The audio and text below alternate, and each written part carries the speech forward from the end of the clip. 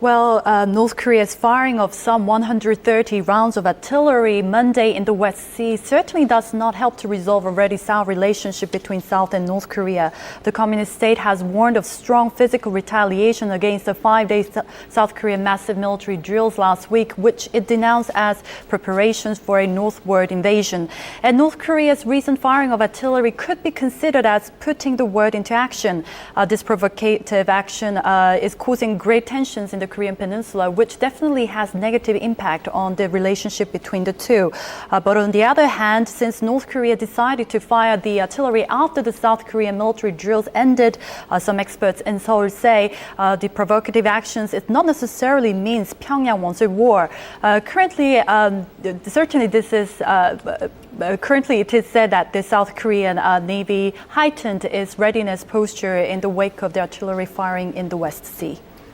So this recent seizure of the South Korean fishing boat, can that be seen as a provocative action, or should it be seen differently? Well, the South Korean government is currently looking into the issue, and South Korean fishing boat Daesung with 4 South Korean sailors and 3 Chinese on board was found to have been detained by North Korea over the weekend. And according to the Unification Ministry, so far there has been no notification from the North Korea side regarding this incident. But for South Korea, there will be no reward for the communist regime for such provocations. But most experts are concerned that North Korea may use the fishing boat incident against South Korea during the talks between the American-led United Nations Command and North Korea's military, which is scheduled for Tuesday morning. It will be the 4th round of talks between the colonel-level officers from the two sides since last month to discuss the Cheonan incident. So far, the sides have attempted unsuccessfully to narrow differences over the sinking as they try to set up general-level talks. South Korea blamed North Korea's torpedo attack for Cheonan's sinking, while North Korea denied its involvement. The talks will be held at the border village of Panmunjom at 10 a.m. and we just have to wait and see. The officials from the two sides will talk about the detained boat ships. All right, so let's talk a little bit about the recent military exercises conducted by the South Korean military that came to an end yesterday, actually, on Monday. Right. This was the South Korea's largest ever drills. Yes, it was. The South Korean military conducted its largest ever combined military drills on Thursday last week through Monday. The 5-day anti-submarine drill was another military exercise aimed at enhancing South Korea's defense capabilities against enemy provocations. Combined forces from the Army, Navy, Air Force, and Marine Corps joined the intensive training to be prepared for any kind of military incitement. These military drills come just about a week after Korea and the United States finished their large-scale joint military drill called Invincible Spirit in the East Sea.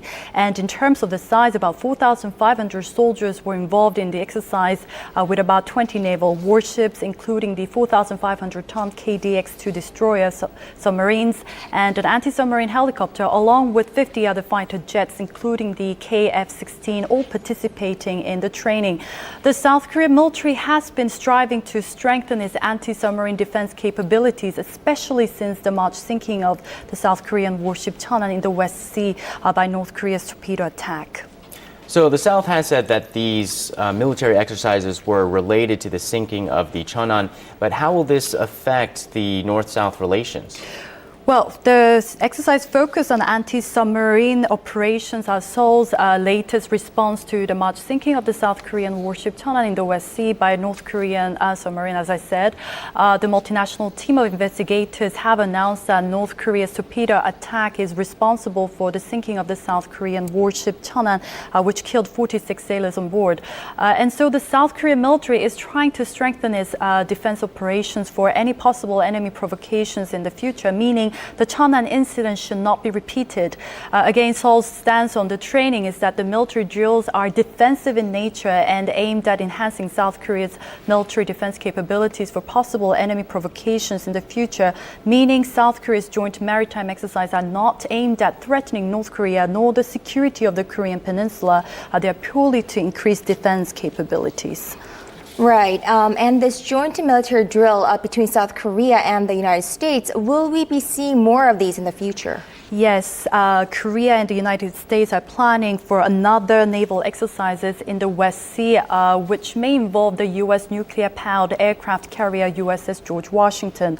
Whether with the United States or without, the South Korean military plans to conduct about 10 more naval drills until the end of this year. The United States has been quite firm about it will not tolerate any provocative actions from North Korea whatsoever. And in terms of North Korea's recent artillery firing, the U.S. said there will be no reward for the communist regime for such provocations. And very quickly, what is China's reaction? Well, neighboring China has been expressing concerns over the drills, saying the naval exercise in the West Sea is causing a great amount of tensions in the Korean peninsula. It also expressed criticism and opposition to the American aircraft carrier's involvement in the drills in near future. It seems like the world will focus on the Korean peninsula for now, as the tensions in Korea just never died since the sinking of the Cheonan in late March.